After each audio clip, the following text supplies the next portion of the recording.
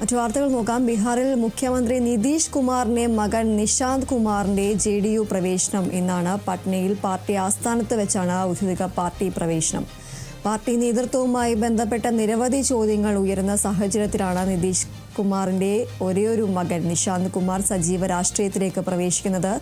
നിശാന്ത് കുമാറിന്റെ രാഷ്ട്രീയ പ്രവേശനം പാർട്ടിയിൽ വലിയ മാറ്റം കൊണ്ടുവരുമെന്നതാണ് പ്രമുഖ നേതാക്കളടക്കം പ്രതീക്ഷിക്കുന്നത്. കഴിഞ്ഞ ബീഹാർ നിയമസഭാ തെരഞ്ഞെടുപ്പ് പ്രചാരണ വേളയിൽ പിതാവിനൊപ്പം പല പൊതുപരിപാടികളിലും നിശാന്ത് പങ്കെടുത്തിരുന്നു. ഉടൻ തന്നെ സംസ്ഥാന വ്യാപകമായി ഒരു യാത്ര നിശാന്ത് സംഘടിപ്പിക്കുമെന്നും റിപ്പോർട്ടുകളുണ്ട്. അതേസമയം ഏകദേശം 2 പതിറ്റാണ്ടോളം പ്രവർത്തിച്ച ശേഷം നിതീഷ് കുമാർ രാജ്യസഭയിലേക്ക് മാറുന്നതോടെ ഉപമുഖ്യമന്ത്രി പദം മകൻ നിശാന്ത് കുമാറിന് നൽകാനാണ് ധാരണ.